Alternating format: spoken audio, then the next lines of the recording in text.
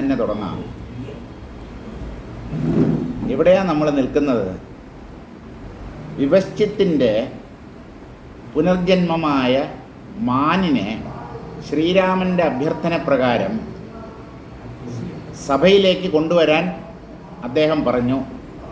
അങ്ങനെ ആ മാനിനെ കുറേ ബാലകന്മാർ ആ സഭാമധ്യത്തിൽ കൊണ്ടു നിർത്തി.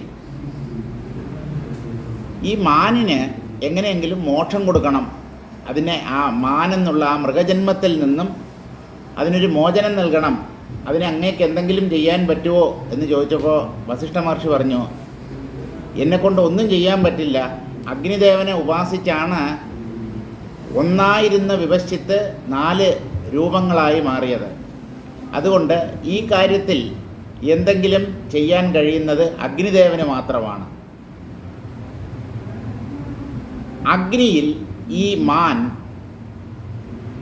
പ്രവേശിച്ച് ഈ മൃഗശരീരത്തെ അത് ഉപേക്ഷിക്കണം.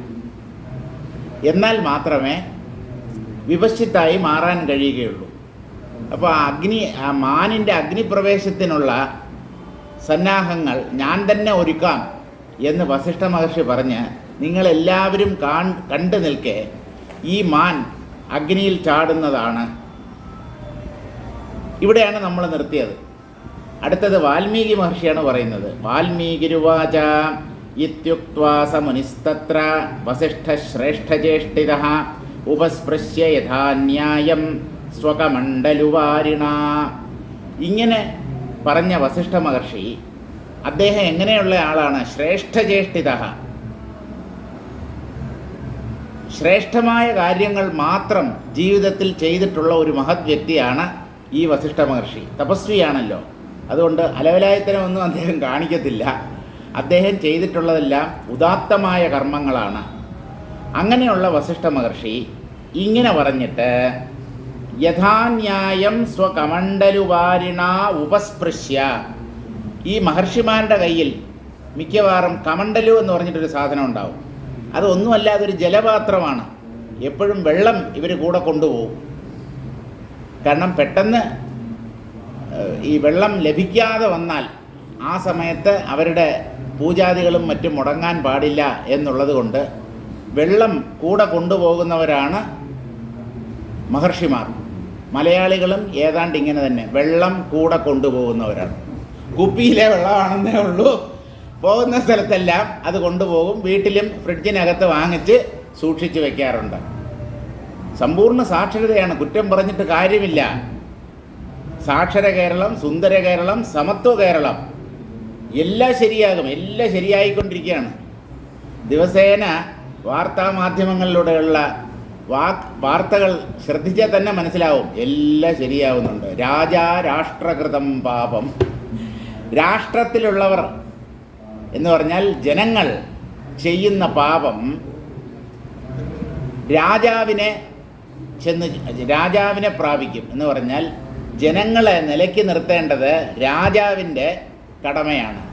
അങ്ങനെ നിലയ്ക്ക് നിർത്താതെ ഒരു രാജാവ് രാജ്യം ഭരിച്ചാൽ ജനങ്ങൾ ചെയ്യുന്ന പാപകർമ്മങ്ങളുടെ ഒരംശം രാജാവ് അനുഭവിക്കേണ്ടതായി വരും. അങ്ങനെയാണ് ശാസ്ത്രം. രാഷ്ട്രകൃതം പാപം ശിഷ്യപാപം ഗുരും വ്രജേത്.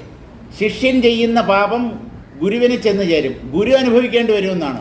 അതുകൊണ്ട് ശിഷ്യനെ നിലയ്ക്ക് നിർത്തേണ്ടത് ഗുരുവിൻ്റെ കർത്തവ്യമാണ്. ഭാര്യ ചെയ്യുന്ന പാപത്തിൻ്റെ നേർപകുതി ഭർത്താവിനും ലഭിക്കും. ഭർത്താക്കന്മാരെല്ലാം സൂക്ഷിക്കുക, നിങ്ങളുടെ ഭാര്യ ചെയ്യുന്ന പാപകർമ്മങ്ങളുടെ പകുതി 50% ഭർത്താവിന് ചെന്ന് ചേരും, ഭർത്താവിന് അനുഭവിക്കേണ്ടതായി വരും. പക്ഷേ തിരിച്ചു വരില്ല. ഭർത്താവ് ചെയ്യുന്ന പാപകർമ്മത്തിൻ്റെ പകുതി എന്നല്ല, കാലോ അരയോ അരയ്ക്കാലോ പോലും ഭാര്യയ്ക്ക് ലഭിക്കുകയില്ല. എന്നാൽ ഭർത്താവ് ചെയ്യുന്ന പുണ്യകർമ്മങ്ങളുടെ പകുതി ഭാര്യമാർക്ക് ലഭിക്കും. ഇങ്ങനെ വിധിച്ചിട്ടുള്ള ഒരു ശാസ്ത്രമാണോ പുരുഷമേധാവിത്വത്തെ പ്രോത്സാഹിപ്പിക്കുന്ന ഒരു സമൂഹമാണ് പണ്ട് നിലനിന്നിരുന്നത് എന്ന് പറയുക? നസ്ത്രീ സ്വാതന്ത്ര്യമർഹതി എന്ന് പറഞ്ഞ ആരാ പറഞ്ഞത്? മനുവാണ്. മനുസ്മൃതിയുടെ രചയിതാവായ മനുവാണ്. സ്ത്രീക്ക് സ്വാതന്ത്ര്യമില്ല. സ്വാതന്ത്ര്യം എന്ന് പറഞ്ഞാൽ സ്ത്രീയെ അടിമയാക്കി തൻ്റെ ചൊൽപ്പടിക്ക് നിർത്തണം, അടിമയെപ്പോലെ അടിമയോടെന്ന പോലെ പെരുമാറണം എന്നല്ല. സ്ത്രീയെ അവളുടെ പരിരക്ഷണത്തിൽ വിടരുത്. അവളെ ആരെങ്കിലും സംരക്ഷിക്കാൻ എപ്പോഴും ഉണ്ടാകണം. സ്വന്തം പരിരക്ഷയിൽ സ്ത്രീയെ ഉപേക്ഷിക്കരുത്. വിവാഹത്തിന് മുമ്പ് ബാല്യകാലത്തിൽ ഒരു പെൺകുട്ടിയെ പരിരക്ഷിക്കുന്നത് അച്ഛനാണ്. വിവാഹം കഴിഞ്ഞു കഴിഞ്ഞാൽ ഭാര്യയുടെ സംരക്ഷണം അല്ലെങ്കിൽ പരിരക്ഷ ഏറ്റെടുക്കുന്നത് ഭർത്താവാണ്. ഏറ്റെടുക്കേണ്ടത് ഭർത്താവിൻ്റെ കടമയാണ്. എല്ലാ ഭർത്താക്കന്മാരും അത് ചെയ്യുന്നുണ്ടോ എന്നുള്ള കാര്യം സംശയമാണ്. ഇനി വാർദ്ധക്യത്തിൽ ഭർത്താവ് മരിച്ചുപോയ ഒരു സ്ത്രീയാണെന്നിരിക്കട്ടെ, ആ സ്ത്രീയുടെ പരിരക്ഷണത്തിൻ്റെ ചുമതല കുട്ടികൾ ഏറ്റെടുക്കണം. പുത്രന്മാരോ പുത്രിയോ. പുത്രൻ എന്ന് പറഞ്ഞാൽ പുത്രന്മാരില്ലാത്ത 3 പെൺകുട്ടികളാണ്. അങ്ങനെയുള്ളവരെന്ത് ചെയ്യുന്നു പറഞ്ഞു കഴിഞ്ഞാൽ ആ പെൺകുട്ടികൾ ആ മാതാപിതാക്കളെ നോക്കണം എന്നുള്ളതാണ്. വിശേഷിച്ചും മാതാവിനെ നോക്കണം എന്നുള്ളതാണ്. അപ്പോൾ ഇങ്ങനെയൊക്കെയാണ് നമ്മുടെ ശാസ്ത്രങ്ങളുടെ പോക്ക്. ഇപ്പോൾ ശ്രേഷ്ഠജ്യേഷ്ഠിതനായ വസിഷ്ഠ മഹർഷി തൻ്റെ കമണ്ഡലു ജലത്തിനെ ഒന്ന് സ്പർശിച്ചു. ഈ ജലത്തിനെ കൈ കഴുകണമെന്നില്ല കേട്ടോ. കയ്യിൽ അഴുക്കുണ്ടെങ്കിൽ മാത്രമേ കൈ കഴുകേണ്ട കാര്യമുള്ളൂ. അല്ലാതെ തന്നെ കൈക്ക് അശുദ്ധി ഉണ്ടാവാം. അങ്ങനെ അശുദ്ധി ഉണ്ടായാൽ ജലത്തെ സ്പർശിച്ചാൽ മാത്രം മതി ആ അശുദ്ധി നീങ്ങും. അതുകൊണ്ടാണ് ഈ സന്ധ്യാവന്തനാദി കർമ്മങ്ങളിലൊക്കെ ഉപസ്പൃശ്യ എന്ന് പറയുന്നത്. ജലത്തെ തൊട്ടിട്ട് എന്ന് പറഞ്ഞാൽ ജലത്തെ സ്പർശിച്ചാൽ തന്നെ ഒരു ശുദ്ധി ഉണ്ടാവുന്നതാണ്. അപ്പോൾ അഗ്നിയെ ജ്വലിപ്പിക്കാൻ പോവുകയാണ് ആര്? വസിഷ്ഠ മഹർഷി. അവിടെ വിറകില്ല, ചമതയില്ല, മണ്ണെണ്ണയില്ല, കടലാസില്ല, ചകിരിയില്ല, കത്തിക്കാനുള്ള ഒരു സാധനവും ഇല്ല. ഒന്നും കൊണ്ടുവരാൻ പറഞ്ഞില്ല വസിഷ്ഠ മഹർഷി. ഞാൻ അഗ്നിയെ ജ്വലിപ്പിക്കാൻ പോകുന്നു എന്ന് പറഞ്ഞ് കമണ്ഡലുവിലുള്ള ജലത്തെ അദ്ദേഹം സ്പർശിച്ചിട്ട്, കാരണം അതാണ് വിധി, ശാസ്ത്രങ്ങൾ അങ്ങനെയാണ് പറയുന്നത്. ഏതൊരു വൈദിക കർമ്മവും തുടങ്ങുന്നതിന് മുമ്പ് ശുദ്ധി ഉണ്ടാവണം. കുളിച്ചു കഴിഞ്ഞാൽ ശുദ്ധി ഉണ്ടാവും. പക്ഷേ കുളിച്ചതിന് ശേഷം നമ്മൾ പല വസ്തുക്കളെയൊക്കെ സ്പർശിക്കുമല്ലോ. അപ്പോൾ കൈകൾക്ക് അശുദ്ധി ഉണ്ടാകും. ആ അശുദ്ധി മാറാൻ കമണ്ഡലു ജലത്തിൽ സ്പർശിക്കണം. ആ വിധി അനുസരിച്ച് അങ്ങനെ ഒരു നിർദ്ദേശം ശാസ്ത്രങ്ങൾ മുൻപോട്ട് വയ്ക്കുന്നത് കൊണ്ട് കമണ്ഡല ജലത്തെ വസിഷ്ഠ മഹർഷി സ്പർശിച്ചു. ഉപസ്പൃശ്യ എന്നുള്ളതിന് വ്യാഖ്യാതാവ് അർത്ഥം നൽകുന്നത് ആചമ്യ എന്നാണ്. ആചമനം എന്ന് പറഞ്ഞൊരു പരിപാടിയുണ്ട്. അതായത് 3 പ്രാവശ്യം ചെറിയ സ്പൂൺ പോലെയുള്ളൊരു സാധനം ഉണ്ടാവും ഈ പാത്രത്തിൽ.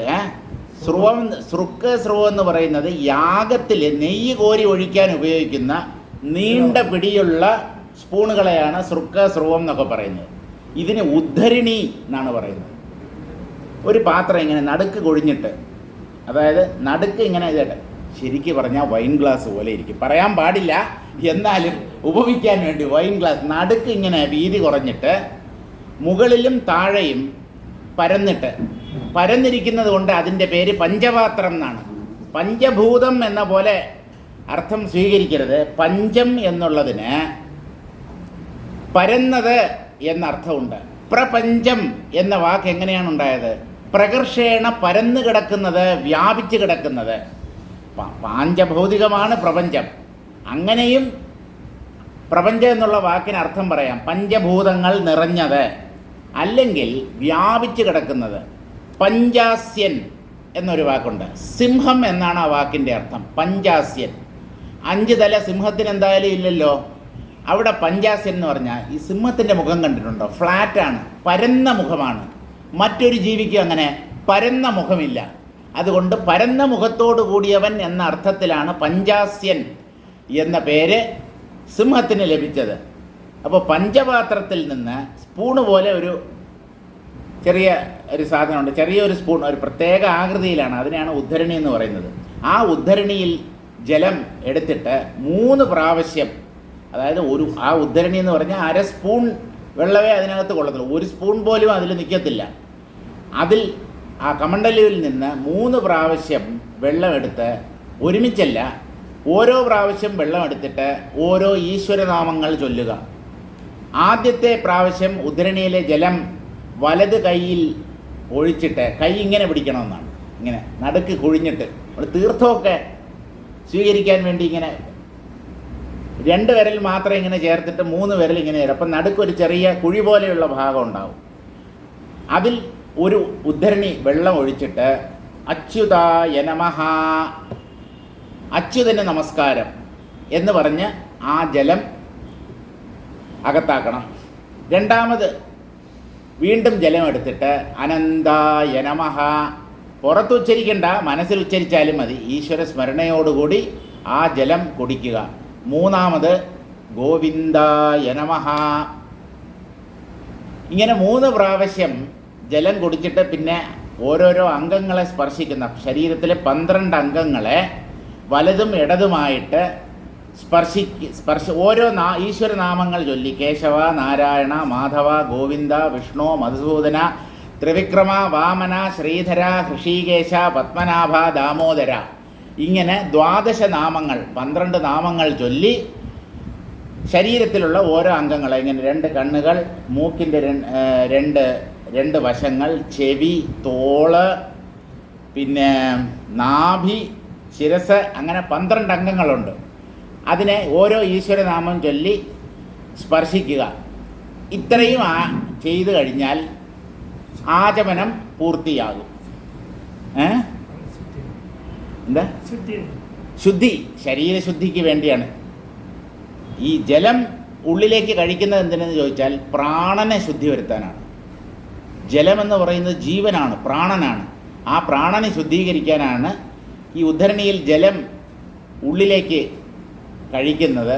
പിന്നെ ഈ അംഗങ്ങളെ സ്പർശിക്കുന്നത് ദേഹശുദ്ധി വരാനും വേണ്ടിയാണ്. ഇങ്ങനെ എന്തൊക്കെ ചെയ്താലും, അതായത് കുളിച്ചിട്ട് ശുദ്ധമായിട്ട് ഈറനോടുകൂടി വന്നിരുന്നാലും ഈ ആചമനം ചെയ്യാതെ ശുദ്ധി ഉണ്ടാവില്ല എന്നാണ് ശാസ്ത്രങ്ങൾ പറയുന്നത്. അതൊരു വൈദിക വിധിയാണ്. അപ്പോൾ അദ്ദേഹം ആ ആചമനം ചെയ്തിട്ട് ഇനി എന്താണ് വസിഷ്ഠൻ ചെയ്യാൻ പോകുന്നത് എന്നുള്ളത് കാണാം. ദധ്യാവനിന്ധനം വന്ഹിം ജ്വാലാപുഞ്ചമയാത്മകം തദ്ധ്യാനേന സഭാമധ്യാജ്വാലാജാലം സമുദ്യയോ. അഗ്നിമാർക്ക് അഗ്നി ജ്വലിപ്പിക്കാൻ ചകിരി, തുണി അങ്ങനെയുള്ള മറ്റിന്ധനങ്ങളുടെ ആവശ്യമില്ല. അവരുടെ യോഗശക്തി കൊണ്ട് അവർക്ക് അഗ്നിയെ ഉണ്ടാക്കാൻ കഴിയും. വസിഷ്ഠ മഹർഷി ചെയ്തതും അതുതന്നെയാണ്. ദധ്യാവനിന്ധനം വന്ഹിം, ഇന്ധനമില്ലാത്ത അഗ്നിയെ ധ്യാനിച്ചു. സാധാരണ അഗ്നി ജ്വലിപ്പിക്കണമെങ്കിൽ, അല്ലെങ്കിൽ തുടർന്ന് ജ്വലിക്കണമെങ്കിൽ ഇന്ധനം വേണം. അത് തുണിയാകാം, മണ്ണെണ്ണയാകാം, പെട്രോളാവാം, ചവിരിയാകാം, തൊണ്ട മുതലായ വസ്തുക്കളാകാം. എന്തെങ്കിലും ഒരു ഇന്ധനമില്ലാതെ അഗ്നി ജ്വലിപ്പിക്കാൻ പറ്റില്ല. അത് തുടർന്ന് കത്താനും ആ ഇന്ധനം ആവശ്യമാണ്. ഇന്ധനമില്ലാത്ത അഗ്നിയെ വസിഷ്ഠ മഹർഷി ധ്യാനിച്ചു എന്ന് പറഞ്ഞാൽ അഗ്നിദേവനെ ധ്യാനിച്ചു. ആ ദേവന് എവിടെ വേണമെങ്കിലും പ്രത്യക്ഷപ്പെടാമല്ലോ. എവിടെയൊക്കെയാണ് തീ പിടിക്കുന്നത്? ഷോർട്ട് സർക്യൂട്ട് എന്ന് നമ്മൾ പറയും. എന്ത് സർക്യൂട്ട് ആയാലും ശരി, അഗ്നിക്ക് എവിടെയെങ്കിലും കത്തി പടരണമെന്ന് തോന്നിക്കഴിഞ്ഞാൽ എവിടുന്നെങ്കിലും അത് ആ അഗ്നി പടരും. അപ്പോൾ അനിന്ധനമായ അഗ്നിയെ വസിഷ്ഠ മഹർഷി ധ്യാനിച്ചു. എങ്ങനെയുള്ളത്? ജ്വാലാപുഞ്ചമയാത്മകം, വലിയ ജ്വാലകളോടുകൂടി കത്തുന്ന അഗ്നിയെ വസിഷ്ഠ മഹർഷി ധ്യാനിച്ചു. തദ്ധ്യാനേന സഭാമധ്യാജ്വാലാജാലം സമുദ്യയോ. അദ്ദേഹത്തിൻ്റെ ധ്യാനത്തിൻ്റെ ശക്തി കൊണ്ട് ആ സഭയുടെ മധ്യത്തിൽ ഇന്ധനങ്ങളൊന്നുമില്ലാതെ അഗ്നി ജ്വലിക്കാൻ തുടങ്ങി. എങ്ങനെ? ഇതൊന്നും യുക്തിക്ക് നിരക്കുന്നതല്ലല്ലോ. യുക്തിക്ക് നിരക്കാത്ത കാര്യങ്ങളാണ് ലോകത്ത് നമ്മൾ ഇന്ന് കണ്ടുകൊണ്ടിരിക്കുന്നത്. യാതൊരു യുക്തിയുമില്ല. കൂട്ടിരിപ്പുകാരി കെട്ടിടത്തിൻ്റെ സീലിംഗ് തകർന്ന് വീണ് മരിച്ചു. ആ സ്ത്രീ കരുതിയിട്ടുണ്ടാവുമോ? പാവം, ഒരു രോഗിക്ക് കൂട്ടിരിക്കാൻ വേണ്ടി വന്നതാണ്. മുകളിൽ നിന്ന് വലിയ സ്ലാബ് തലയിലേക്ക് വീണ് തലയോട് തകർന്ന് അകത്തുള്ള തലച്ചോറ് പുറത്തേക്ക് വന്നു എന്നാണ് ടി വിയിൽ കണ്ടത്. അതവരുടെ തലവിധി എന്ന് പറഞ്ഞ് നമുക്ക് നിസ്സാരമായി കളയാം. അതേ സ്ലാബ് നമ്മുടെ തലയിലാണ് വീണതെങ്കിൽ, നമ്മുടെ ബന്ധുക്കളുടെ ആരുടെയെങ്കിലും തലയിലാണ് വീണിരുന്നതെങ്കിൽ നിസ്സാരമായി തള്ളിക്കളയുമോ നമ്മൾ? എല്ലാം തലവിധി എന്നുള്ളത് ഒരു വശത്തിരിക്കട്ടെ, പക്ഷെ ആ സ്ത്രീയുടെ ഒരു ദുര്യോഗം നോക്കൂ, അവരുടെ ഒരു ദുർവിധി എന്നല്ലാതെ എന്തു പറയാൻ. ഒരാൾ സഹായിക്കാൻ വേണ്ടി വന്നതാണ് ആശുപത്രിയിൽ. മകളാണോ? ആ, സ്വന്തം മകളെ സഹായിക്കാൻ വേണ്ടി, മകളുടെ സഹായത്തിനായി കൂട്ടിരിക്കാൻ വന്നവരാണ്. എന്ത് ചെയ്യാൻ പറ്റും? അമ്മ. അപ്പോൾ ഇങ്ങനെ ലോകത്ത് അവിശ്വസനീയങ്ങളായ സംഭവങ്ങളാണ് എപ്പോഴും നടന്നിട്ടുള്ളത്. അതുപോലെ ഒരു സംഭവം ആ സഭാമധ്യത്തിൽ അരങ്ങേറി. സഭയുടെ മധ്യത്തിൽ ജ്വാലാജാലം സമുദ്യയവും, വലിയ ജ്വാലകളോടുകൂടി ആളിക്കത്തുന്ന ഒരഗ്നി പ്രത്യക്ഷപ്പെട്ടു. കഴിഞ്ഞ ശ്ലോകത്തിൻ്റെ അർത്ഥം, ആ വ്യാഖ്യാനം കൂടെ വായിച്ചേക്കാം. ഉപസ്പൃശ്യ എന്നുള്ളതിന് ആചമനം ചെയ്തിട്ട് എന്നാണ്. യഥാന്യായം ശിരശ്ചക്ഷുഷി നാസികേ ശ്രോത്രേ ഹൃദയമാലഭ്യ ഇത് ശ്രുത്യുക്ത ന്യായം അനതിക്രമ്യ. ശാസ്ത്രങ്ങളിൽ പറയുന്നത്, ന്യായം എന്ന് പറഞ്ഞാൽ ശാസ്ത്രങ്ങൾ വിധിക്കുന്നത് ഇങ്ങനെയാണ്. അതായത് ഒരു വൈദിക കർമ്മം തുടങ്ങുന്നതിന് മുമ്പ് ശിരസ്, 2 കണ്ണുകൾ, നാസികയുടെ 2 ദ്വാരങ്ങൾ, 2 ചെവികൾ, ഹൃദയം, ഈ സ്ഥാനങ്ങളെ സ്പർശിക്കണം എന്നാണ് പറയുന്നത്. മൂക്കെന്ന് പറഞ്ഞാൽ മൂക്കിനകത്തല്ല, മൂക്കിൻ്റെ പുറത്ത് ഇങ്ങനെ. ഈ ശരീരത്തിലുള്ള നവദ്വാരങ്ങളിൽ ഒന്നിൻ്റെയും അകത്ത് വിരലുകൾ ഇടാൻ പാടില്ല എന്നാണ്. ആ ദ്വാരങ്ങളുടെ ഉൾഭാഗം എപ്പോഴും മലിനമാണ്.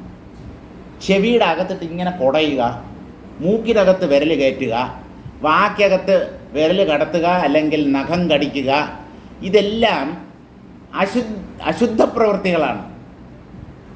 അതുകൊണ്ട് ഈ ദ്വാരങ്ങൾ അല്ലെങ്കിൽ ദ്വാരങ്ങളുള്ള അവയവങ്ങളുടെ ബാഹ്യ ഉപരിതലത്തിൽ മാത്രമേ സ്പർശിക്കാൻ പാടുള്ളൂ എന്നാണ്. ശിരസ്, 2 കണ്ണുകൾ, നാസികയുടെ 2 വശങ്ങൾ, 2 ചെവികൾ, ഹൃദയം, ഇത്രയും സ്ഥാനങ്ങളെ സ്പർശിച്ചിട്ട് മാത്രമേ ഏത് വൈദിക കർമ്മവും ആരംഭിക്കാവൂ എന്നാണ് ശാസ്ത്രങ്ങൾ പ്രഖ്യാപിക്കുന്നത്. ആ ശാസ്ത്രവിധിയെ മറികടക്കാതെ തന്നെ അദ്ദേഹം ആചമനം ചെയ്തിട്ട് അഗ്നിയെ മനസ്സിൽ ധ്യാനിച്ചു. അപ്പോൾ അഗ്നിജ്വാലകൾ സഭാമധ്യത്തിൽ ഉയർന്നു. അങ്കാരരഹിതാകാരമിന്ധനേന വിവർജിതം സ്വച്ഛം ധമധമായന്തം അധൂമമപകജ്ജലം. സാധാരണ അഗ്നിയുടെ സവിശേഷതകളൊന്നും വസിഷ്ഠ മഹർഷി ധ്യാനത്തിലൂടെ ഉണ്ടാക്കിയ അഗ്നിയിൽ കാണപ്പെട്ടില്ല. എന്തുകൊണ്ടെന്നോ, സാധാരണ അഗ്നിയുടെ സ്വഭാവം എന്താണ്? അങ്കാരം. അതിങ്ങനെ ജ്വലിക്കുമ്പോൾ കനലുണ്ടാവും. ഇവിടെ അങ്ങനെ ജ്വലിക്കുന്ന കനലുകളൊന്നുമില്ല, അങ്കാരരഹിതം. ഇന്ധനേന വിവർജിതം. അഗ്നി തുടർന്ന് കത്തണമെങ്കിൽ ഇന്ധനം ആവശ്യമാണ്. ഇന്ധനത്തിൻ്റെ സഹായമില്ലാതെ തന്നെ തുടർന്ന് കത്തുന്ന ഒരു അഗ്നിയെയാണ് വസിഷ്ഠ മഹർഷി സൃഷ്ടിച്ചത്. സ്വച്ഛം, നിർമ്മലമാണ് ആ അഗ്നി എന്ന് പറഞ്ഞാൽ പുകയില്ലാത്ത അഗ്നി. ഒരല്പം പോലും പുകയില്ല. പുകയില്ലാത്ത അഗ്നി ഉണ്ടോ? അഗ്നി എന്ന് പറഞ്ഞാൽ അല്പമെങ്കിലും പുകയോ കരിയോ ഒക്കെ ഉണ്ടാവും. പക്ഷേ വസിഷ്ഠ മഹർഷിയുടെ ധ്യാനത്തിലൂടെ, അദ്ദേഹത്തിൻ്റെ യോഗശക്തിയിലൂടെ നിർമ്മിച്ച ആ അഗ്നിക്ക് അത് വളരെ നിർമ്മലമായിരുന്നു. ധമധമ എന്തെന്ന് പറഞ്ഞാൽ ആളിക്കത്തുകയാണ്. ധമധമ എന്നുള്ള ശബ്ദത്തോടു കൂടി അഗ്നി ആളിക്കത്തുമ്പോൾ ഒരു ശബ്ദം ഉണ്ടാകും. ഈ ചിരട്ടയും മറ്റുമൊക്കെ കത്തുമ്പോൾ ഇങ്ങനൊരു ശബ്ദം ഉണ്ടാകും. ശബ്ദത്തോടു കൂടി ജ്വലിക്കുന്നതാണ് അഗ്നി. മെഴുകുതിരിയോ വിളക്കോ ഒക്കെ കത്തിച്ച് വെച്ചാൽ ചിലപ്പോൾ ശബ്ദം ഉണ്ടായിരിക്കത്തില്ല. ചിലപ്പോൾ അടുത്ത് ചെന്ന് ശ്രദ്ധിച്ചു കഴിഞ്ഞാൽ ചിലപ്പോൾ ഒരു ചെറിയ ശബ്ദം, ആ തിരി കത്തുന്നത് പൊട്ടലും ചീറ്റലും ഒക്കെ, അങ്ങനെയുള്ള എന്തെങ്കിലും ശബ്ദം ചിലപ്പോൾ കേട്ടേക്കാം. അഗ്നി എന്തായാലും ശബ്ദത്തോടു കൂടി മാത്രമേ കത്തുകയുള്ളൂ. ഇവിടെ അങ്ങനെയുള്ള ശബ്ദവുമില്ല, നിർമ്മലമായ അഗ്നി, പക്ഷേ ആളിക്കത്തുന്ന അഗ്നി, അധൂമം, പുക അല്പം പോലുമില്ലാത്ത അഗ്നി, അപകജ്ജലം, കരി അല്പം പോലും ബാക്കി വയ്ക്കാത്ത അഗ്നി. കജ്ജലം എന്നുള്ളതിന് കരി, കൺമഷി എന്നർത്ഥമുണ്ട്. ഈ കൺമഷി എന്ന് പറയുന്നത് വാസ്തവത്തിൽ കരിയാണ്. കരിയാണ് വാസ്തവത്തിൽ, സാധാരണ കരിയല്ല, പ്രത്യേക രീതിയിൽ ഉത്പാദിപ്പിക്കുന്ന കരിയാണ് കൺമഷി എന്ന് പറയുന്നത്. ഈ കജ്ജലത്തെയാണ് ഹിന്ദിക്കാരൻ കാജൽ എന്ന് പറയുന്നത്. ഒരു സിനിമ ആക്ട്രസ് ഉണ്ട്, ആ പെമ്പറന്നവരല്ല, കാജൽ, കജ്ജലം. അതിൻ്റെ ആ പ്രോഡക്റ്റുകൾക്കെല്ലാം തന്നെ കാജൽ എന്നാണ് പറയുന്നത്. കൺമഷി, അത് ചിലത് പെൻസിലിൻ്റെ രൂപത്തിലായിരിക്കും. അപ്പോൾ കണ്ണെഴുതാൻ നല്ല കാലത്ത് പേനയും പെൻസിലും ഉപയോഗിച്ച് വെള്ളക്കടലാസിൽ ഒന്നും എഴുതിയില്ല, നല്ല മാർക്ക് വാങ്ങിച്ചില്ല, പാസ്സായില്ല. ഇനിയിപ്പോൾ കണ്ണെങ്കിലും എഴുതാമല്ലോ, കവിത എഴുതാൻ അറിയത്തില്ല, പ്രബന്ധങ്ങൾ എഴുതാൻ അറിയത്തില്ല, എന്നാൽ പിന്നെ കണ്ണെങ്കിലും എഴുതാം എന്ന് വിചാരിച്ചിട്ട് സ്ത്രീകൾ കണ്ണെഴുതാറുണ്ട്, പൊട്ടും തൊടാറുണ്ട്. അപ്പം പുരികം പ്ലക്ക് ചെയ്യുക എന്നാണ് പറയുന്നത്. സ്വാമി കൊള്ളാമല്ലോ, ഇങ്ങനെയുള്ള വാക്കുകളൊക്കെ മനസ്സിലാക്കി വെച്ചിട്ടുണ്ട്. ഒരു പകൽ മാന്യനാണോ എന്നൊന്നും വിചാരിക്കരുത്, രാത്രിയും ഞാൻ മാന്യൻ തന്നെയാണ്, പകലിൽ മാത്രമല്ല. പക്ഷേ ഇങ്ങനെയുള്ള കാര്യങ്ങൾ മനസ്സിലാക്കി വെച്ചിട്ടുണ്ട്. കാരണം ഇതൊക്കെ ഇതുമായിട്ടൊക്കെ വ്യവഹരിക്കുന്നവരുടെ കൂടെയാണല്ലോ ഞാൻ കഴിയുന്നത്. നമ്മുടെ വീട്ടിൽ സ്ത്രീകളുണ്ടല്ലോ. അപ്പം അതുകൊണ്ട് എനിക്ക് ഇങ്ങനെയുള്ള വാക്കുകളെക്കുറിച്ചൊക്കെ ഏതാണ്ടൊരു ധാരണയുണ്ട്. അപ്പോൾ ഇവിടെ കജ്ജലം, കൺമഷി, അകജ്ജലം എന്നാണ് പറയുന്നത്. കൺമഷി, കരി പോലും ഇല്ലാത്ത, കരിയോ പുകയോ പൊടിയോ ശബ്ദമോ ഒന്നും അല്പം പോലും ഇല്ലാത്ത ഒരഗ്നി ആ സഭാമധ്യത്തിൽ ജ്വലിക്കാൻ തുടങ്ങി. മുഗ്ധമുഗ്ധ കചത്കാന്തി ഹേമമന്ദിരസുന്ദരം ഉദ്ഭുല്ല കിംശുകാകാരം സന്ധ്യാംബുധവതുത്ഥിതം. ആ അഗ്നിയെ വാൽമീകി വർണ്ണിക്കുകയാണ്. മുഗ്ധമുഗ്ധ ചമത്കാന്തിൻ, അത്യന്തം ശോഭയോടുകൂടി പ്രകാശത്തോടുകൂടി ജ്വലിക്കുന്ന ഒരഗ്നിയായിരുന്നു അവിടെ പ്രത്യക്ഷപ്പെട്ടത്. ഹേമമന്ദിര സുന്ദരം, സ്വർണ്ണ മന്ദിരം പോലെ, സ്വർണ്ണ വീട് പോലെ, സ്വർണം കൊണ്ട് നിർമ്മിതമായ ഒരു വീട് പോലെ നല്ല പ്രകാശത്തിൽ ജ്വലിക്കുന്ന ഒരു അഗ്നിയാണ് അവിടെ പ്രത്യക്ഷപ്പെട്ടത്. അതിനെ കണ്ടാൽ ഏതുപോലെ ഇരിക്കുമെന്ന് ചോദിച്ചാൽ ഉപമ പറയുകയാണ്. ഉദ്ഭുല്ല കിംശുകാകാരം. കിംശുകം എന്ന് പറഞ്ഞാൽ പ്ലാശ്, മുരിക്ക് എന്നൊക്കെയാണ് അർത്ഥം. മുരിക്കിൻ്റെ പൂവ് കണ്ടിട്ടുണ്ടോ? നല്ല ചുവന്ന നിറത്തിലാണ്. അഗ്നിയുടെ വർണ്ണമാണ് മുരിക്കിൻ പൂവിനുള്ളത്. അതുപോലെ തന്നെ പ്ലാശ്, ഹോമത്തിനും മറ്റുമൊക്കെ വൈദിക കർമ്മങ്ങൾക്ക് എടുക്കുന്ന ഒരു ഒരു സമിത്ത് ചമതയായിട്ട് എടുക്കും. അതുപോലെ അതിൻ്റെ ഇലകളോ അതിൻ്റെ കാണ്ഡവും ഒക്കെ എടുക്കും. പ്ലാശ്, അത് സംസ്കൃത വാക്കിൽ നിന്ന് വന്നതാണത്. പലാശം, പലാശം എന്നുള്ള സംസ്കൃത വാക്കിൽ നിന്നാണ് പ്ലാശ് എന്ന വാക്ക് ഉണ്ടായത്. ഉദ്ഭുല്ല കിംശുകാകാരം, പൂത്തു നിൽക്കുന്ന മുരിക്കിനെയോ അല്ലെങ്കിൽ പ്ലാശിനെയോ പോലെ കാണപ്പെട്ടു എന്ന് പറഞ്ഞാൽ നല്ല നല്ല പ്രകാശം, ജ്വലിക്കുന്ന ചുവന്ന നിറം. അതാണ് ഈ മുരിക്കിൻ്റെയും പ്ലാശിൻ്റെയും പൂക്കൾക്കുള്ള ഒരു പ്രത്യേകത.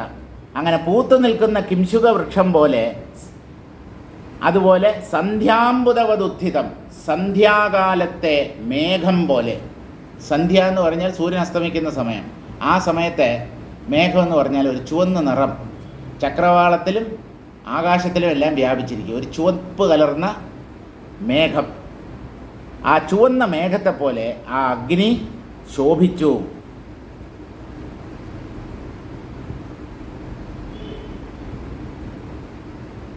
മുഗ്ധമുഗ്ധം കചന്തി കാന്തിഹി യസ്യ, അതായത് ആ അഗ്നിയെ നോക്കുന്നവർക്ക് അതിൽ നിന്ന് കണ്ണെടുക്കാൻ തോന്നുകയില്ല. അത്ര മനോഹരമായി എല്ലാവരെയും ആകർഷിക്കുന്ന രീതിയിൽ ജ്വലിച്ചുകൊണ്ടിരുന്നു.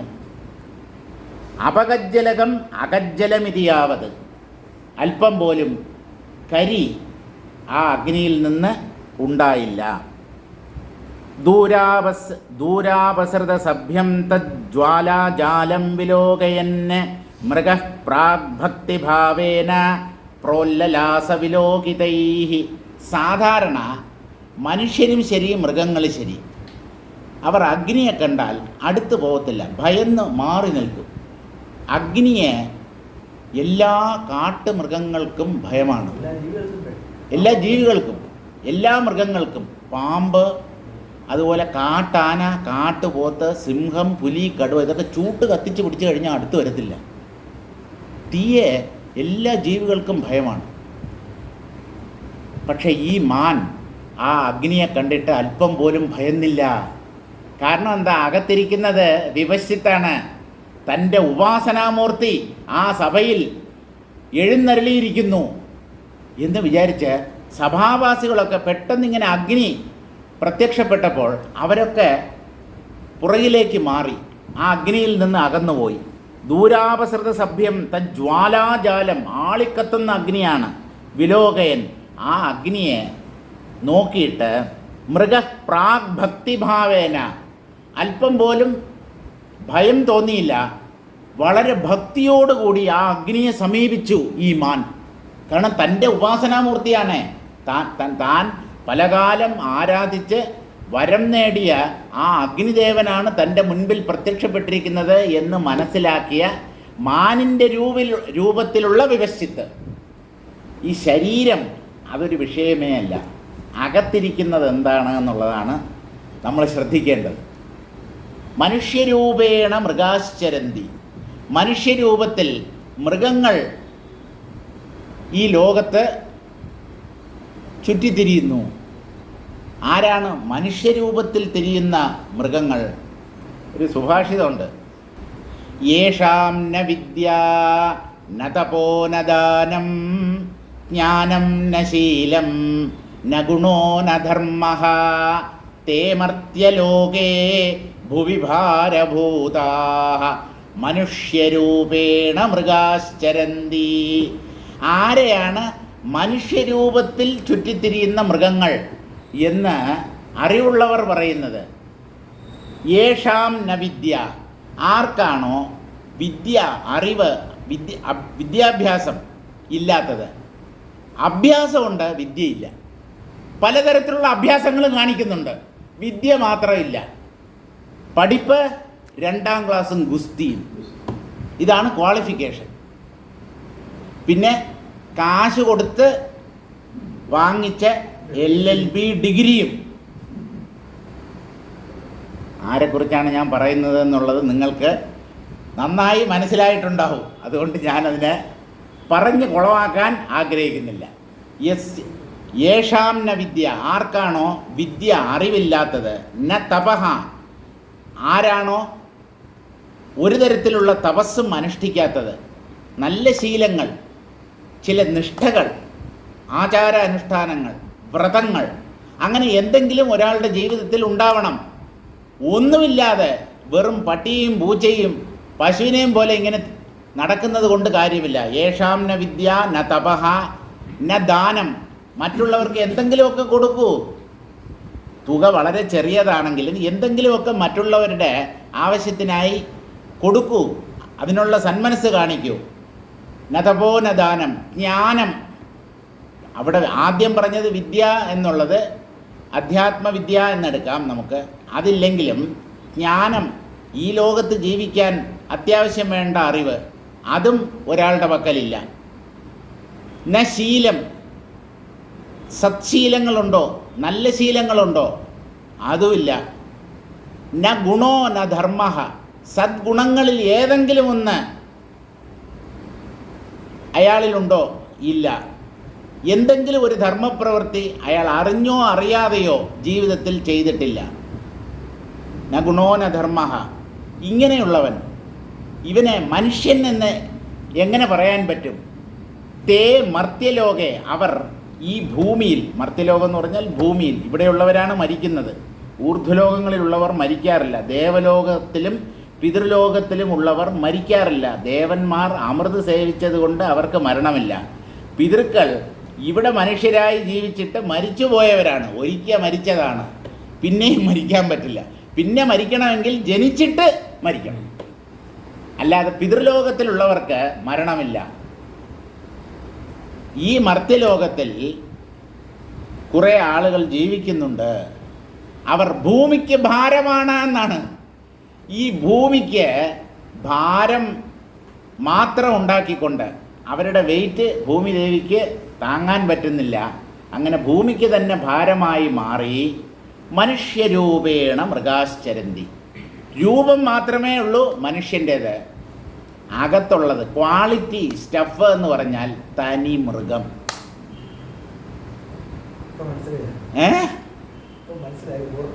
പൂർണ്ണമായും മനസ്സിലായല്ലോ.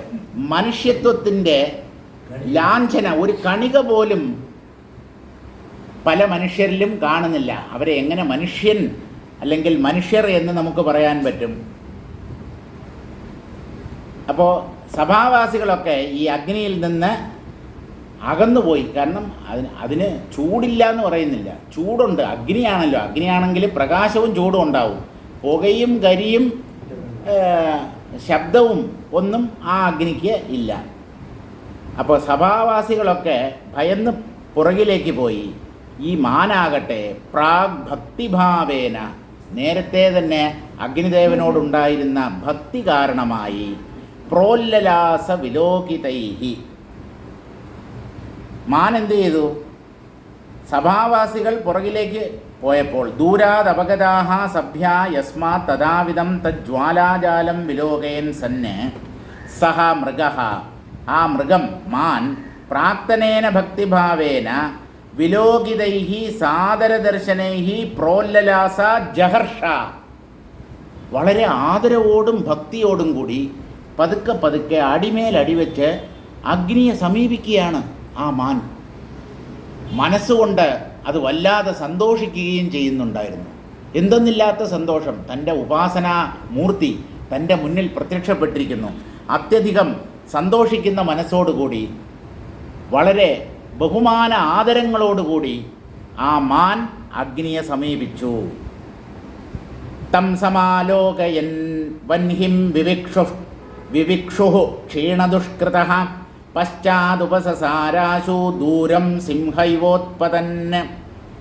ആ അഗ്നിയെ നോക്കിക്കൊണ്ട് ആ അഗ്നിയിൽ പ്രവേശിക്കണം എന്ന് ആഗ്രഹിക്കുന്നവനായി, പാപങ്ങളൊക്കെ ഒഴിഞ്ഞു മാറിയവനായി, വിപശ്ചിത്തിൻ്റെ ഉള്ളിലുള്ള പാപങ്ങളെല്ലാം ഈ മാനായി ജനിച്ചതോടുകൂടി സകല പാപങ്ങളിൽ നിന്നും ആ വിപശ്ചിത്ത് മുക്തനായി തീർന്നു.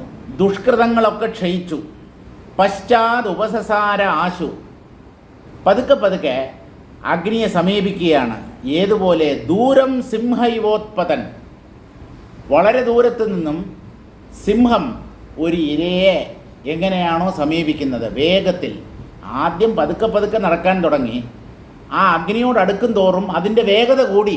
കാരണം ചാടി എങ്ങനെയെങ്കിലും ഈ മാനിൻ്റെ ശരീരം നശിപ്പിക്കണം, തൻ്റെ പൂർവ്വ ശരീരം നേടണം എന്നുള്ള ആഗ്രഹം ഉള്ളതുകൊണ്ട് അതിൻ്റെ ആ ചലനത്തിൻ്റെ വേഗത കൂടിക്കൂടി വന്നു. ഒരു സിംഹം തൻ്റെ ഇരയെ എത്ര വേഗതയോടുകൂടിയാണോ സമീപിക്കുന്നത് അതുപോലെ വേഗത്തിൽ ആ അഗ്നിയെ സമീപിച്ചു ഈ മാൻ.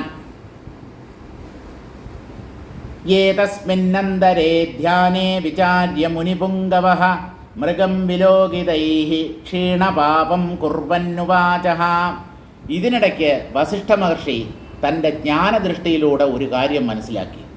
എന്താണ് അദ്ദേഹം മനസ്സിലാക്കിയ കാര്യമെന്ന് ചോദിച്ചാൽ, മുനിപുംഗവനായ വസിഷ്ഠ മഹർഷി ധ്യാനനിമഗ്നനായി ആ ധ്യാനത്തിലൂടെ അദ്ദേഹം മനസ്സിലാക്കിയത് ഇതാണ്: മൃഗം വിലോകിതൈഹി ക്ഷീണപാപം, ഈ വിപശ്ചിത്തിൻ്റെ സർവപാപങ്ങളും തീർന്നിരിക്കുന്നു. ഈ മൃഗം അഗ്നിയിൽ പതിക്കുന്നതോടുകൂടി സകല പാപങ്ങളിൽ നിന്നും ആ വിപശ്ചിത്ത് മുക്തനാകും എന്ന് മനസ്സിലാക്കി. ക്ഷീണപാപം കുർവന്, ഈ അഗ്നിപ്രവേശം മാനിനെ എല്ലാവിധ പാപങ്ങളിൽ നിന്നും, മാനെന്ന് പറഞ്ഞാൽ വിപശ്ചിത്ത്, വിപശ്ചിത്തിനെ സകല പാപങ്ങളിൽ നിന്നും മുക്തനാക്കും എന്ന് മനസ്സിലാക്കിയിട്ട് അദ്ദേഹം പറഞ്ഞു. ആരോട് പറഞ്ഞു? അഗ്നിദേവനോട് പറഞ്ഞു. വസിഷ്ഠ മഹർഷി അഗ്നിദേവനോട് പറയുകയാണ്, സംസ്മൃത്യ പ്രാക്തനീം ഭക്തിം ഭഗവൻ ഹവ്യവാഹന കുരു കാരുണ്യതഃ കാന്തം മൃഗമേനം വിപശ്ചിതം. പ്രാക്തനീം ഭക്തിം സംസ്മൃത്യ, അല്ലയോ അഗ്നിദേവ, അങ്ങയെ വളരെ കാലം ഉപാസിച്ച ആളാണല്ലോ ഈ വിപശ്ചിത്ത്. അങ്ങയുടെ ഭക്തനോട് അല്പം കാരുണ്യം കാണിച്ചുകൂടെ? ആ മാനിൻ്റെ രൂപത്തിലിരിക്കുന്ന വിപശ്ചിത്തിന് തൻ്റെ പഴയ ശരീരം അങ്ങ് നൽകണം. അല്ലയോ ഹവ്യവാഹന, ഹവ്യത്തെ വഹിക്കുന്നവനായതുകൊണ്ടാണ് ഹവ്യവാഹനൻ എന്ന പേര് ലഭിച്ചത്. ഹവ്യം എന്ന് പറഞ്ഞാൽ ഹോമാഗ്നിയിൽ സമർപ്പിക്കപ്പെടുന്ന ദ്രവ്യം, അതിനെയാണ് ഹവ്യം എന്ന് പറയുന്നത്. ആ ഹവ്യത്തെ അതാത് ദേവന്മാർക്ക് കൊണ്ടെത്തിക്കുന്ന കൊറിയർ ഏജൻ്റാണ് അഗ്നിദേവൻ. ഈ കൊറിയർ ഏജൻറ്റ് ഓരോ വീട്ടിലും വന്ന് സാധനങ്ങൾ ഡിസ്ട്രിബ്യൂട്ട് ചെയ്തിട്ട് പോകത്തില്ലേ? അതുപോലെ എല്ലാ ദേവന്മാരും ആ ഹവിർഭാഗം സ്വീകരിക്കാൻ എത്തുകയില്ല. അവരുടെ ഒരു പ്രതിനിധിയായി അഗ്നിയെ അവർ നിയോഗിച്ചിട്ടുണ്ട്. അതുകൊണ്ട് നമ്മൾ അഗ്നിയിൽ നിക്ഷേപിക്കുന്ന ആ ഹവിർഭാഗങ്ങൾ അതാത് ദേവന് അഗ്നി ഭഗവാൻ കൊണ്ടെത്തിക്കും. അഗ്നിക്കുള്ളതും അഗ്നിയിൽ തന്നെയാണ് നമ്മൾ നിക്ഷേപിക്കുക. അപ്പോൾ ഓരോ ദേവൻ്റെയും മന്ത്രം ചൊല്ലി ആ ഹവിർഭാഗമെല്ലാം അഗ്നിയിൽ തന്നെയാണ് നിക്ഷേപിക്കപ്പെടുന്നത് എങ്കിലും അതാത് ദേവന് കിട്ടേണ്ട ഹവിർഭാഗത്തെ ഈ അഗ്നിദേവൻ കൊടുത്തുകൊള്ളും. ഇങ്ങനെയാണ് സങ്കല്പം. അപ്പോൾ സംസൃത്യ പ്രാക്തനീം ഭക്തി, ഈ വിപശ്ചിത്തിൻ്റെ അദ്ദേഹം വിപശ്ചിത്തായിരുന്നപ്പോൾ ഉണ്ടായിരുന്ന ആ ഭക്തിയെ, അല്ലയോ അഗ്നിദേവ, അത് അങ്ങൊന്ന് ഓർമ്മിക്കണം. അങ്ങേ ഉപാസിച്ച ഒരു ആയിരുന്നല്ലോ. കുരു കാരുണ്യതഃ, അങ്ങ് ദയവ് ചെയ്ത് ഇദ്ദേഹത്തോട് കരുണ തോന്നി കാന്തം മൃഗം ഏനം വിപശ്ചിതം കുരു, ഈ അതിമനോഹരമായ മാനിനെ പഴയതുപോലെ വിപശ്ചിത്താക്കി മാറ്റേണമേ. അദ്ദേഹത്തിൻ്റെ പൂർവ്വരൂപം വിപശ്ചിത്തിന് തിരിച്ചു നൽകണമേ എന്ന് പറഞ്ഞു, എന്ന് പ്രാർത്ഥിച്ചു. പ്രാർത്ഥിക്കുകയല്ല, വാക്കുകൊണ്ട് തന്നെ ഓപ്പണായിട്ട് എല്ലാവരും കേൾക്കുന്ന രീതിയിൽ പറയുകയാണ് ചെയ്തത്. വദത്യേവം മുനൗ ദൂരാത് ധാവിത്വാ നൃപസംസതി മൃഗോഗ്നിം വേഗനിർമുക്ത ശരോ ലക്ഷ്യമിവാവിശത്. ഇങ്ങനെ വസിഷ്ഠ മഹർഷി പറഞ്ഞുകൊണ്ടിരിക്കുമ്പോൾ തന്നെ ദൂരത്ത് നിന്ന് അതിവേഗത്തിൽ പാഞ്ഞു വന്നു ആ മാൻ. പാഞ്ഞു വന്ന് ആ അഗ്നിയുടെ ഉള്ളിൽ പ്രവേശിച്ചു. ഒരു ജീവിയും അഗ്നിയിൽ പ്രവേശിക്കുകയല്ല, കാട്ടിലൊക്കെ തീ പടരുമ്പോൾ എങ്ങനെയെങ്കിലും രക്ഷപ്പെട്ട് ഓടുകയാണ്, രക്ഷ നേടാനായി ഓടുകയാണ് സാധാരണ മൃഗങ്ങൾ ചെയ്യുന്നത്. പക്ഷേ ഈ മാൻ ദൂരാധാവിത്വാൻ നൃപസംസതി, ആ രാജസഭയിൽ ദൂരെ നിന്നുകൊണ്ട് പതുക്കെ അങ്ങനെ നടന്നു വന്നുകൊണ്ടിരുന്നു. ക്രമേണ അതിൻ്റെ വേഗത കൂടി ഓടാൻ തുടങ്ങി. ഓടി ആ അഗ്നികുണ്ഡത്തിൽ പ്രവേശിച്ചു. എങ്ങനെ പ്രവേശിച്ചു? വേഗനിർമുക്ത ശരഹ ലക്ഷ്യമിവ. ഒരമ്പ് ഒരു ലക്ഷ്യത്തെ ഉദ്ദേശിച്ച് ഒരാൾ എയ്യുമ്പോൾ, ലക്ഷ്യത്തെ നോക്കി ഒരമ്പ് അയക്കുമ്പോൾ ആദ്യമാണ് അമ്പിന് വേഗത കൂടുതലുള്ളത്. അത് വായുവിലൂടെ ക്രമേണ സഞ്ചരിക്കുമ്പോൾ അതിൻ്റെ വേഗത കുറഞ്ഞു വരും. അങ്ങനെ വേഗത കുറഞ്ഞ് അവസാനം അത് ലക്ഷ്യത്തിൽ ചെന്ന് തറയ്ക്കും. അതുപോലെ ആദ്യം വേഗത്തിൽ ഇങ്ങനെ ഓടി വന്നിട്ട് അഗ്നിയുടെ അടുത്ത് വന്നിട്ട് നേരെ അതിൻ്റെ ഉള്ളിലേക്ക് ഈ മാൻ എടുത്ത് ചാടി. ജ്വാലാജാലം പ്രവിഷ്ടോസാവാദർശൈവ ബിംബിതഃ സന്ധ്യാഭ്രൈവ വിശ്രാന്തോ ദൃഷ്ടസ്പഷ്ടശരീരകഃ. ആ ജ്വലിച്ചു നിൽക്കുന്ന ആളിക്കത്തുന്ന അഗ്നിയിൽ ഈ മാൻ പ്രവേശിച്ചു. പിന്നെ എന്തു സംഭവിച്ചു എന്ന് ചോദിച്ചാൽ, സാധാരണ തീയിൽ പതിക്കുന്ന ഒരു ശരീരം അല്പാൽപമായി വെന്ത് വെണ്ണീറാവുകയാണ് ചെയ്യുന്നത്. ഇവിടെ അതൊന്നും സംഭവിച്ചില്ല. അത് വെന്ത് മരിക്കുകയല്ല ചെയ്തത്. ആ മാൻ അത് ആദർശൈവ പ്രതിബിംബിത, കണ്ണാടിയുടെ ഉള്ളിൽ നമ്മുടെ തന്നെ പ്രതിബിംബം നാം എങ്ങനെയാണോ കാണുന്നത്, അല്ലെങ്കിൽ ഒരു വ്യക്തി കാണുന്നത്, അതുപോലെ ഈ മാനിൻ്റെ ശരീരം അഗ്നിയിൽ പ്രവേശിച്ചതോടുകൂടി മാനിൻ്റെ രൂപം മാറിയിട്ട് ആ അഗ്നിജ്വാലകളുടെ മധ്യത്തിൽ വിവശ്യത്തിൻ്റെ രൂപം തെളിഞ്ഞു എന്നാണ്. ഈ ശരീരം അപ്രത്യക്ഷമായി ആ അഗ്നിജ്വാലകളുടെ നടുക്ക് അവ്യക്തമായി വിവശ്യത്തിൻ്റെ രൂപം തെളിഞ്ഞു വന്നു. സന്ധ്യാഭ്രൈവ വിശ്രാന്തോ ദൃഷ്ടസ്പഷ്ടശരീരക. ആദ്യം അവ്യക്തമായ ഒരു രൂപത്തോടു കൂടിയായിരുന്നു ആ വിവശ്യത്ത് പ്രത്യക്ഷപ്പെട്ടത്. പിന്നീട് സന്ധ്യാസമയത്തെ മേഘം പോലെ വളരെ ശാന്തമായി അഗ്നിജ്വാലകൾ ഉപശമിച്ചു. ഇത് അഗ്നിയിൽ പ്രവേശിച്ചതോടുകൂടി ആളിക്കത്തുന്ന അഗ്നിയുടെ ആ ജ്വാലകൾ പതുക്കെ കെട്ടടങ്ങി. അതിൻ്റെ നടുക്ക് സന്ധ്യാസമയത്തുള്ള മേഘത്തെ പോലെ സ്പഷ്ടമായ ശരീരത്തോടു കൂടി വിവശ്ചിത്ത് കാണപ്പെട്ടു. വിവശ്ചിത്തിനെ രാമനോ വസിഷ്ഠനോ സഭാവാസികളോ ആരും തന്നെ ഇതിനു മുമ്പ് കണ്ടിട്ടില്ല. ആദ്യമായി അവർ വിവശ്ചിത്തിനെ കണ്ടു. വ്യക്തമായ ഒരു ശരീരത്തോടു കൂടി കണ്ടു. ദൃഷ്ടോ ജനൈരിതി ശേഷ. സഭാവാസികളും ആ വിവശ്ചിത്തിൻ്റെ രൂപത്തെ കണ്ടു. ഇനി വിവശ്ചിത്തിൻ്റെ ആ രൂപത്തെ വർണ്ണിക്കുകയാണ്. സപശ്യത്സ്വേവ സഭ്യേഷു മൃഗോധ നരതാമഗാത് ജ്വാലോദരേ നഭസ്യഭ്രലവോ രൂപാന്തരം യഥാ. എല്ലാവരും കണ്ടുകൊണ്ടിരിക്കവേ തന്നെ, ആ സഭാവാസികളെല്ലാം നോക്കിക്കൊണ്ടിരിക്കുമ്പോൾ തന്നെ ഈ മൃഗത്തിൻ്റെ രൂപം മാറി ഒരു മനുഷ്യൻ്റെ രൂപം ആ അഗ്നിമധ്യത്തിൽ പ്രത്യക്ഷപ്പെട്ടു. ജ്വാലോദരെ, ജ്വാലകളുടെ ഉദരത്തിൽ എന്ന് പറഞ്ഞാൽ ആ അഗ്നിജ്വാലകളുടെ നടുക്ക് നഭസ്യ അഭ്രലവോ രൂപാന്തരം യഥ. ആകാശത്തിൽ ഒരു മേഘം എങ്ങനെയാണോ കാറ്റടിക്കുമ്പോൾ ഒരു രൂപത്തിൽ നിന്ന് മറ്റൊരു രൂപത്തെ പ്രാപിക്കുന്നത്, നമ്മൾ കണ്ടുകൊണ്ടിരിക്കുമ്പോൾ തന്നെ ആ മേഘത്തിൻ്റെ കുറേ അംശം പറന്നു പോകും, അത് വേറൊരു രൂപം കൈക്കൊള്ളും. മേഘങ്ങളുടെ ആകൃതി ഇങ്ങനെ മാറിക്കൊണ്ടേയിരിക്കും. അതുപോലെ മാനിൻ്റെ രൂപം മാറി ഒരു മനുഷ്യരൂപം ആ അഗ്നിമധ്യത്തിൽ തെളിഞ്ഞു.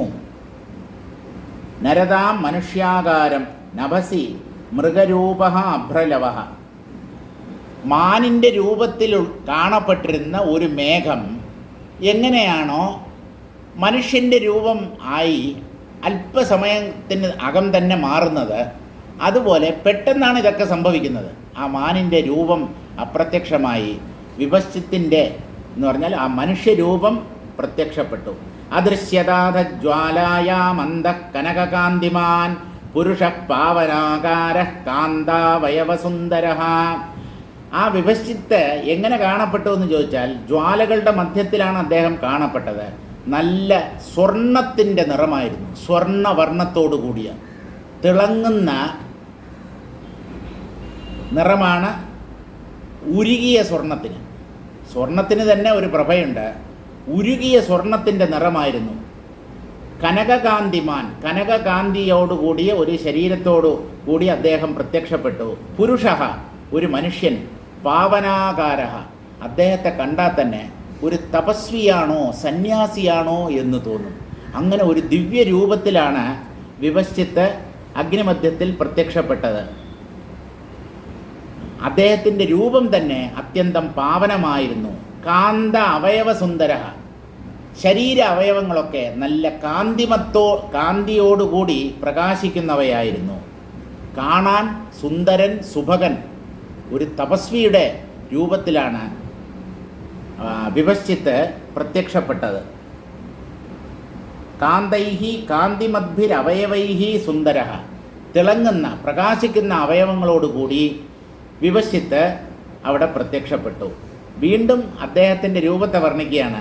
അർക്കബിംബ ഇവാദിത്യശ്ചന്ദ്രബിംബ ഇവോടുപഹ മഹാംഭസീവ വരുണ സന്ധ്യാഭ്രൈവ വാശശി.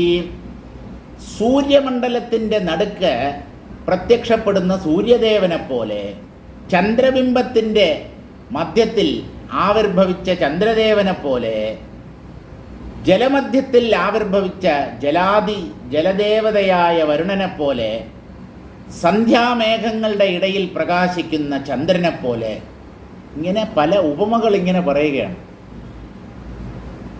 ഇവരൊക്കെ എങ്ങനെയാണോ ശോഭിക്കുന്നത് അതുപോലെ വിവശ്ചിത്തും ശോഭിച്ചു. ചക്ഷുക്കനീനികാകോശേ മുകുരേ സലിലേ മണോ പ്രതിബിംബ ഇവാർക്കാഭോ ഭക്തിനാധാരപാവകഃ. ചക്ഷുക്കനീനികാകോശേ, കനീനിക എന്ന് പറഞ്ഞാൽ കൃഷ്ണമണി എന്നാണ് അർത്ഥം. കണ്ണിൻ്റെ നടുക്കുള്ള കറുത്ത ഭാഗം, അതിനാണ് കൃഷ്ണം. കൃഷ്ണമെന്ന് പറഞ്ഞാൽ തന്നെ കറുത്തത് എന്നാണ്. കൃഷ്ണമണി, കൃഷ്ണമണിയെ തന്നെയാണ് നമ്മൾ കൺമണി എന്നും പറയുന്നത്. എന്ന് പറഞ്ഞാൽ അതാണ് കാഴ്ചയ്ക്ക് സഹായിക്കുന്നത്. ആ കൃഷ്ണമണിയാണ് വാസ്തവത്തിൽ കാഴ്ചയെ സാധ്യമാക്കി തീർക്കുന്നത്. അതിന് ചുറ്റുമുള്ള വെളുത്ത നിറത്തിലുള്ള ഭാഗത്തിന് വലിയ പ്രാധാന്യമൊന്നുമില്ല. ശരിക്ക് കാണാൻ സഹായിക്കുന്നത് ഈ കൃഷ്ണമണിയുടെ നടുക്കുള്ള ആ ലെൻസാണ്. നമ്മൾ കണ്ണിലൊരു ലെൻസ് ഉണ്ടെന്ന് പറയാറില്ല. ആ ലെൻസ് ഈ കൃഷ്ണമണിയുടെ നടുക്ക്, ഒരാളുടെ കൃഷ്ണമണിയെ സൂക്ഷിച്ച് നോക്കിയാൽ അതിൻ്റെ നടുക്ക് കറുത്തിട്ട് ഒരു ചെറിയ വൃത്താകൃതിയിൽ ഒരു ഭാഗമുണ്ട്. അതാണ് കൃഷ്ണമണി എന്ന് പറയുന്നത്. യഥാർത്ഥത്തിൽ അതുള്ളത് കൊണ്ടാണ് നമുക്ക് കാഴ്ച സാധ്യമാകുന്നത്. അപ്പോൾ ചക്ഷുസിൻ്റെ എന്ന് പറഞ്ഞാൽ ചക്ഷുസിൻ്റെ കനീനികാകോശത്തിൽ കൺമണിയുടെ ഉള്ളിൽ എങ്ങനെയാണോ ഒരു രൂപം പ്രതിഫലിക്കുന്നത്, അതുപോലെ മുകുരേ സലിലേ മണവും, കണ്ണാടിയിൽ ഒരു രൂപം എങ്ങനെ പ്രതിഫലിക്കുന്നുവോ, വെള്ളത്തിലും രത്നത്തിലുമൊക്കെ ഒരു രൂപം എങ്ങനെ പ്രതിബിംബിക്കുന്നുവോ, അതുപോലെ സൂര്യപ്രഭയ്ക്ക് തുല്യമായ പ്രഭയോടുകൂടിയ അഗ്നി ആധാരമായിട്ടുള്ള ആ വിവശ്ചിത്ത് ഒരു പ്രതിബിംബം പോലെ പ്രത്യക്ഷപ്പെട്ടു. കണ്ടുകൊണ്ടിരിക്കുമ്പോൾ തന്നെ ആ മാനിൻ്റെ രൂപം മാറി അതിൻ്റെ സ്ഥാനത്ത് വിവശ്ചിത്തിൻ്റെ രൂപം തെളിഞ്ഞു. ചക്ഷു കനീനികാകോശാദൗ പ്രതിബിംബമിവ ആധാരഃ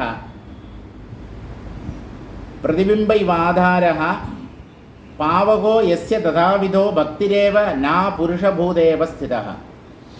അഗ്നി തന്നെ ഒരു മനുഷ്യരൂപം കൈക്കൊണ്ടാൽ എങ്ങനെയിരിക്കും, അതുപോലെ ശോഭിച്ചു സഭാമധ്യത്തിൽ ആ വിവശ്ചിത്ത്. അനന്തരം സഭാമധ്യാത് വാതൈർദീപ ഇവാഹതഃ ജ്വാലാജാലം യയൗ ക്വാപി സന്ധ്യാംബുദ ഇവാംബരാത്. പിന്നീട് എന്ത് സംഭവിച്ചു? ആ സഭാമധ്യത്തിൽ കത്തിക്കൊണ്ടിരുന്ന വിളക്ക് പെട്ടെന്ന് അണയുന്നത് പോലെ, കാറ്റും മറ്റുമൊക്കെ വന്നിട്ട് ഒരു വിളക്ക് എങ്ങനെയാണോ പെട്ടെന്ന് അണഞ്ഞു പോകുന്നത്, അതുപോലെ ജാലം യയൗ ക്വാപി, ആ അഗ്നിജ്വാലകൾ പെട്ടെന്ന് അപ്രത്യക്ഷങ്ങളായി. അഗ്നിജ്വാലകളൊന്നും ഇപ്പോൾ കാണുന്നില്ല, വിവശ്ചിത്ത് മാത്രം ആ സ്ഥാനത്തുണ്ട്. വാതൈർ ദീപ ഇവാഹതഃ, കാറ്റുകൊണ്ട് അണഞ്ഞുപോയ ഒരു വിളക്ക് പോലെ ആ വിവശ്ചിത്ത് ഇപ്പോൾ കാണപ്പെട്ടു. ജാലം എന്ന് പറഞ്ഞാൽ ആ ജ്വാല അത് ഇപ്പോൾ കാണാനില്ല. സന്ധ്യാംബുദ ഇവാംബരാത്, സന്ധ്യാസമയത്തെ മേഘങ്ങൾ ആകാശത്തിൽ നിന്നും പെട്ടെന്ന് എങ്ങനെയാണോ അപ്രത്യക്ഷമാകുന്നത്, അതുപോലെ ജ്വാലകളെല്ലാം കെട്ടടങ്ങി ഇപ്പോൾ ഈ വിവശ്ചിത്ത് മാത്രം ആ സഭാമധ്യത്തിൽ നിന്നു.